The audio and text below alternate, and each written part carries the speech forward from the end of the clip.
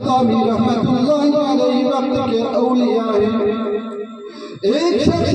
حضرت اقدس سے ملنے کے لیے بیتاب ہے، بے چین ہے، اضطرابی کا عالم ہے، بڑا طویل سفر کر کے ایران چلا گیا کہ میں آج بایزید بستامی رحمت اللہ علیہ سے ملاقات کرنے کا متمنا ہوں، ان سے ملاقات میری ہو جائے گی، میرے دل کو قرار آ جائے گا، میرے دل کو تسکین مل جائے گی، میری ٹینشن ختم ہو جائے گی۔ لہذا سفر کرتے ہوئے چل پڑا اور باقاعدہ راستے کے اندر ایک درخت پر دیکھا کہ اس درخت پر دو چڑیاں آپس میں گفتگو کر رہی ہیں، اور ان کی گفتگو یہ تھی کہ آج بڑے افسوس کی بات ہے اور بڑے رنج کی بات ہے، بڑے غم کی بات ہے کہ آج ہماری بستی سے ایک اللہ والا چلا گیا، اللہ نے آج اس بایزید بستامی کو اپنے پاس بلا لیا۔ یہ شخص جو حضرت اقدس سے ملنے کے لیے گیا، اس نے ان دو چڑیوں کی گفتگو کو سنا،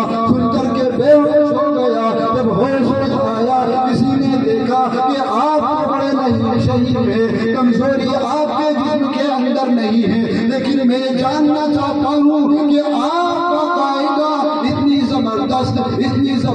ٹھنڈ کی وجہ سے اور باقاعدہ اتنے ٹھنڈے موسم ہونے کی وجہ سے، اتنی قوت و توانائی ہونے کے باوجود آپ بے ہوش سے ہو گئے۔ انہوں نے جواب دیا، میں طویل سفر کر کے آیا، لمبا سفر کر کے آیا کہ آج میرے دل کو ٹھنڈک مل جائے گی، میرے دل کو تسکین مل جائے گی، آج میری چند لمحے کے بعد بایزید بستامی سے ملاقات ہو جائے گی۔ لیکن افسوس یہ ہوا، بے ہوشی کا عالم ہوا کہ میں نے درخت پر بیٹھی ہوئی دو چڑیوں کو دیکھا اور باقاعدہ وہ گفتگو کر رہی ہے، اپنی گفتگو کے اندر یوں کہہ رہی ہے، آج بڑے غم کی بات ہے، بڑے رنج و الم کی بات ہے، آج بڑے افسوس کی بات ہے کہ ہماری بستی سے ایک ولی چلا گیا جس کا نام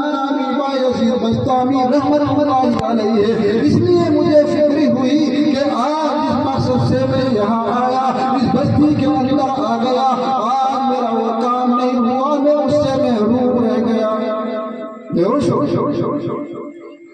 چنانچہ ذہن کے اندر یہ بات پھر سے راسخ ہو گئی، بیٹھ گئی کہ آج جب میں اتنا طویل سفر کر کے ایران کی بستی کے اندر آ چکا ہوں تو کیوں نہ میں مرے ہوئے شخص کا، کیوں نہ میں بایزید بستامی کی موت کے بعد ان کے چہرے کا دیدار کر لوں۔ چنانچہ اپنے قدموں کو بڑھاتے چلے گئے، جب ان کے کمرے کے پاس گئے تو دیکھا کہ بایزید بستامی رحمت اللہ علیہ دیوار سے لگ کے بیٹھے ہوئے ہیں اور اللہ کا ذکر کر رہے ہیں، اللہ کے ذکر میں مصروف ہے۔ وہاں بھی اس کو اچنبا ہوا، وہاں بھی اس کو باقاعدہ خیال پیدا ہوا کہ کہیں میری آنکھیں دھوکہ تو نہیں کھا رہی ہے، کہیں میں خیالی بلاؤ تو نہیں رہ رہا ہوں۔ بہرحال ان کی بایزید بستامی رحمت اللہ علیہ سے ملاقات ہوئی۔ اے بایزید بستامی، میں جاننا چاہتا ہوں کہ دو چڑیاں مجھے راستے کے اندر ملی، وہ آپ کے بارے میں تذکرہ کر رہی تھی کہ بایزید بستامی کا انتقال ہوا،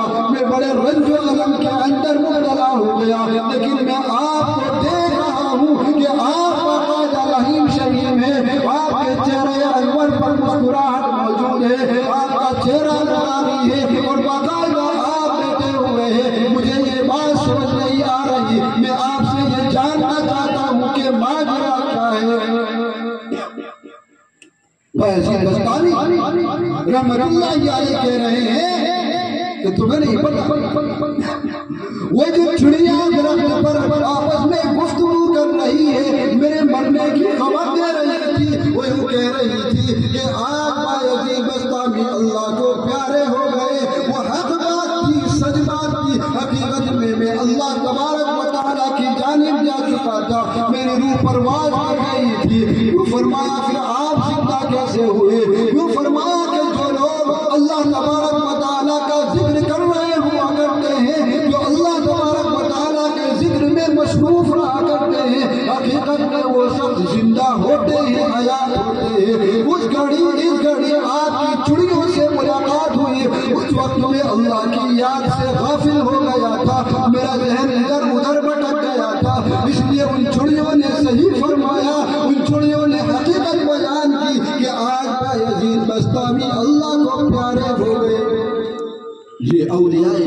کا حال تھا میرا، اور ہم کتنا وقت گزار رہے ہیں غفلت سے، ہم اندازہ لگا سکتے ہیں، اندازہ لگا سکتے ہیں۔ صبح ہوئی اللہ کو یاد کرنا تھا لیکن سارا وقت گوا دیا، دوپہر ہو گئی اللہ کو یاد کرنا تھا سارا وقت گوا دیا، شام ہو گئی اللہ کو یاد کرنا تھا اللہ کو یاد نہ کیا سارا وقت گوا دیا، ادھر دوستوں میں ہم نے اپنے وقت کو ضائع کیا، ادھر میرے عزیزوں طرح طرح کی سوسائٹیوں میں صحبتوں میں ہم نے اپنے وقت کو ضائع کر دیا، اس لیے میرا